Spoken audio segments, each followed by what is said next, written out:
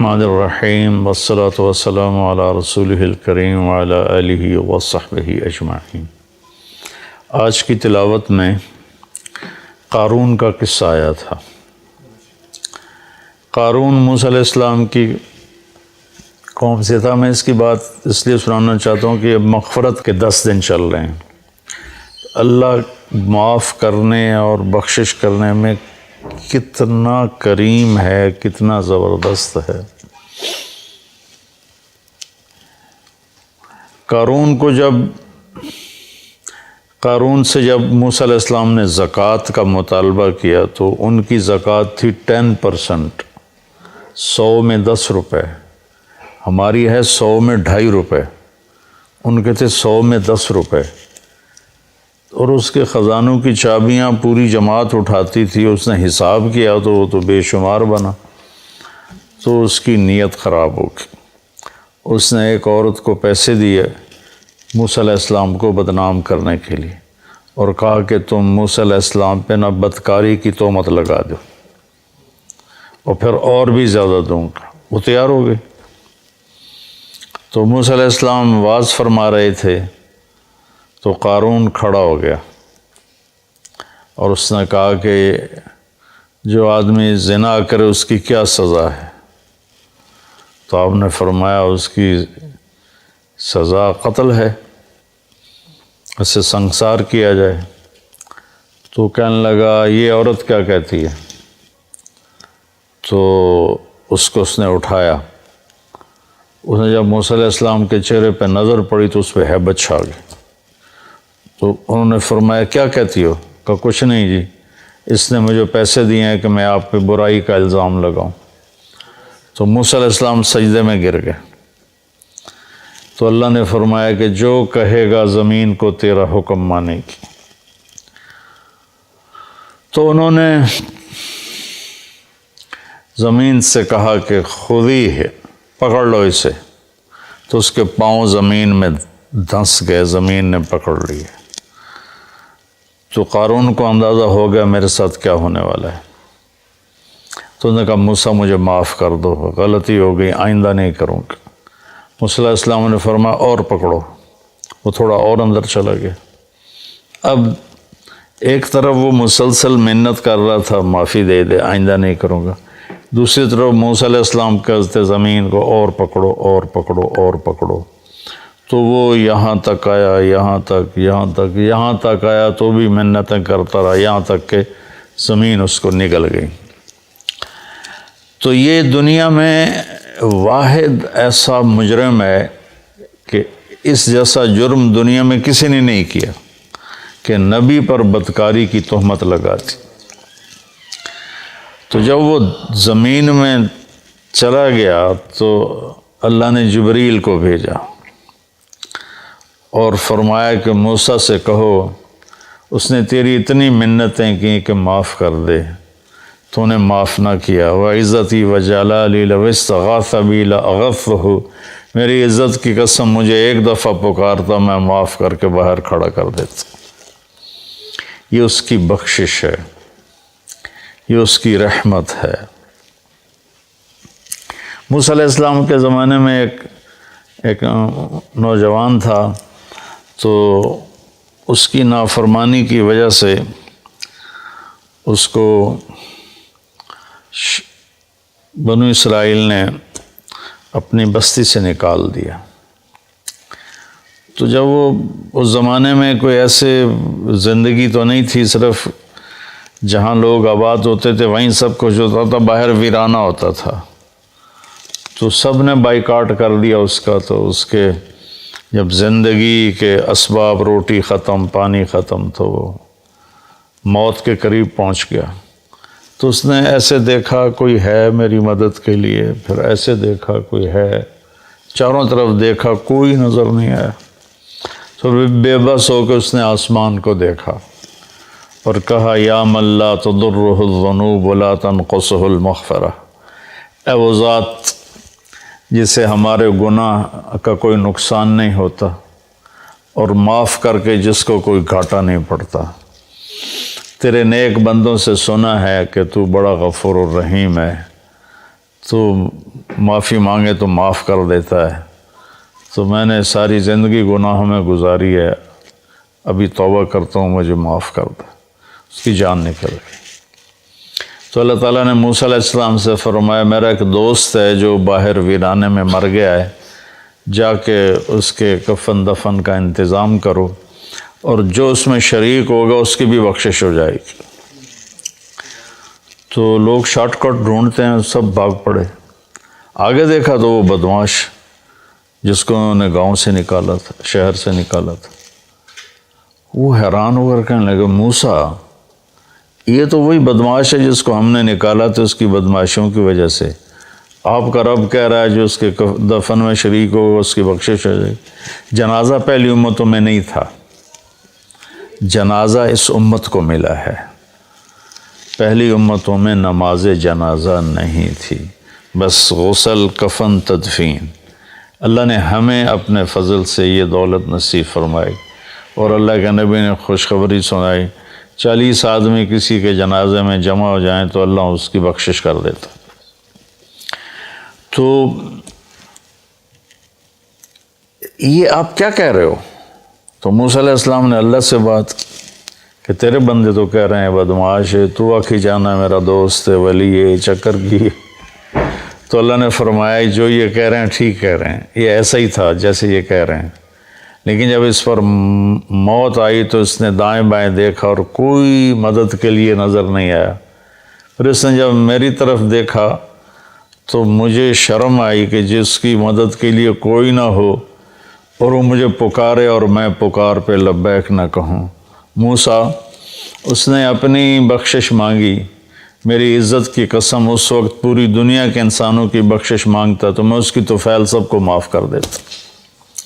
یہ اللہ کی مغفرت ہے، مغفرت کے بخشش کے 10 دن چل رہے ہیں کہ اللہ پاک کی بارگاہ میں رحمت سبقت غضبی، عرش کے اوپر لکھا ہوا ان رحمتی سبقت غضبی، میری رحمت میرے غصے سے آگے ہے۔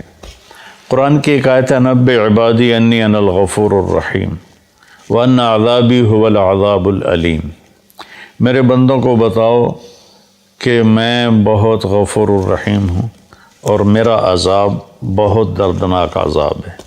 اردو ترجمے میں آپ کو دونوں طرف کی خبر برابر نظر آئے گی، لیکن یہ ایسے ہے، ایسے رحمت کی خبر اس کا وزن یہاں آ رہا ہے اور اس کے مقابلے میں پکڑ کی خبر کا وزن یہاں چلا جا رہا ہے، یہ دونوں برابر نہیں ہیں، یہ ایسے ہیں۔ اب ہم اس کو تھوڑا تھوڑا کریدتے ہیں۔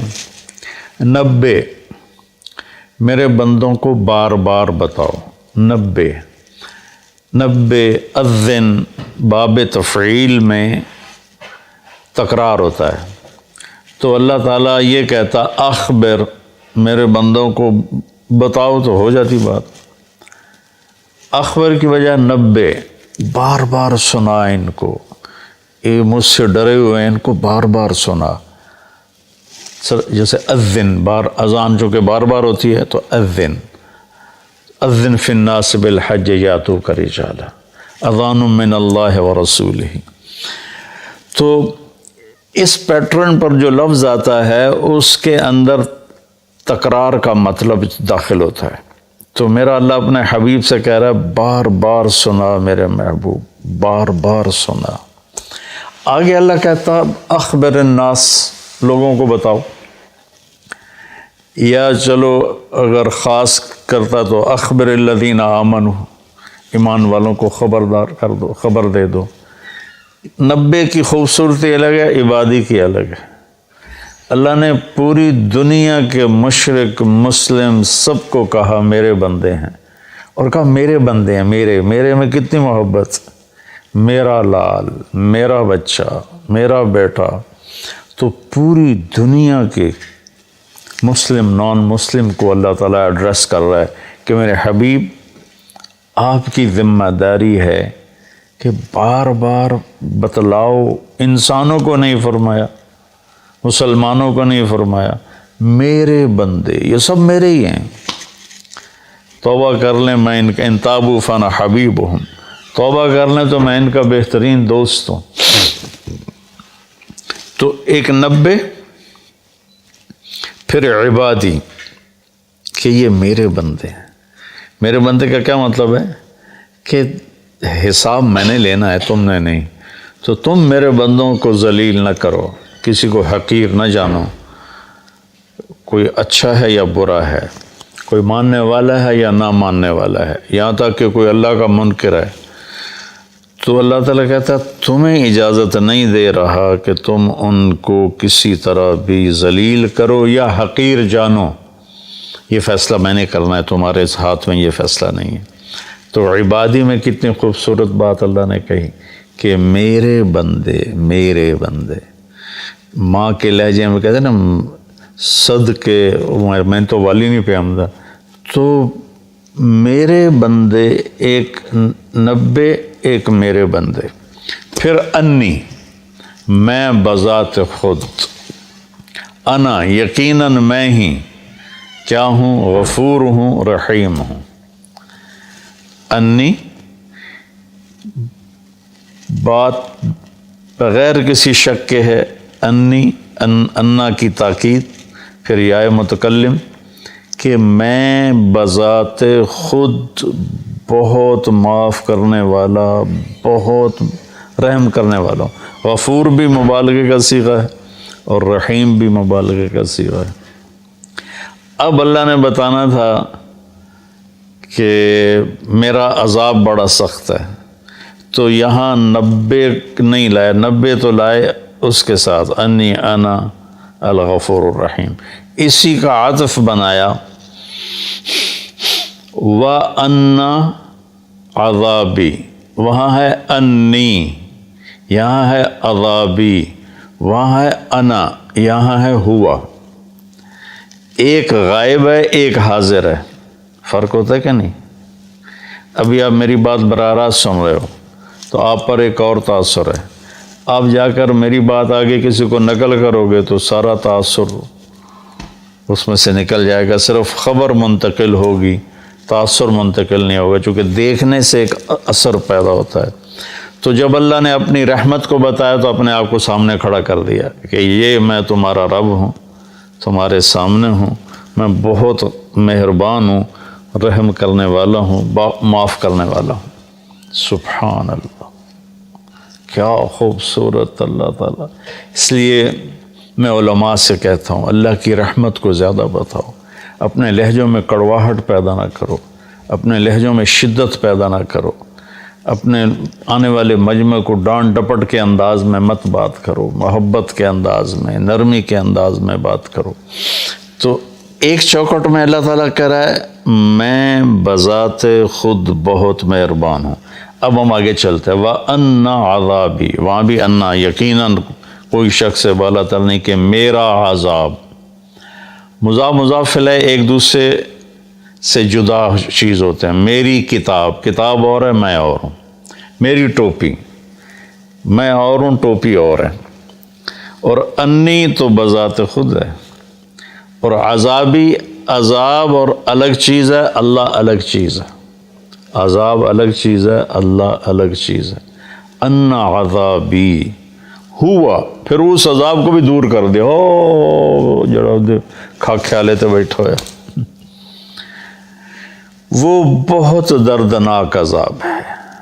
هو العذاب العلیم. یہاں دو صفتیں نہیں لائے، الغفور الرحیم، یہاں ایک لائے ہیں العلیم، اور وہ بھی عذاب کی صفت ہے، اپنی نہیں بنائی.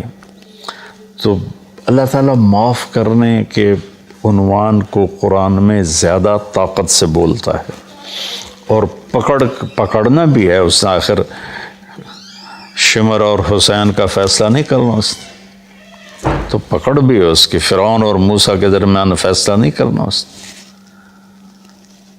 تو پکڑ بھی ہے. لیکن پکڑ کو اللہ اتنی شدت سے نہیں بتاتا جتنی طاقت سے اللہ اپنی رحمت کو بتاتا ہے. تو میرے بندوں کو بتاؤ، بار بار بتاؤ کہ میں بذات خود تمہارے سامنے کہہ رہا ہوں کہ میں بڑا مہربان. اور پھر ہاں وہ جو میرا عذاب ہے نا، وہ جو میرا عذاب ہے، او تو لمبے تو پار ٹپا چھڑے، وہ جو میرا عذاب ہے نا وہ بڑا دردناک عذاب ہے۔ سبحان اللہ۔ تو بچوں خوشخبریاں سناؤ، اللہ کی رحمت سے لوگوں کو قریب کرو۔ ایک ٹی وی کے ایکٹر تھے بڑے پرانے، تو وہ مجھے ملنے آئے، کہنے لگے میں آپ سے اس لیے ملنے آیا ہوں کہ آپ اللہ سے ڈراتے نہیں، آپ اللہ سے ملاتے ہیں۔ کہ میں مولویوں سے نہیں ملتا ہوں، لیکن آپ سے ملنے آیا ہوں کہ آپ اللہ سے ڈراتے نہیں ہو، آپ اللہ سے ملاتے ہو، آپ اللہ کی طرف بلاتے ہو۔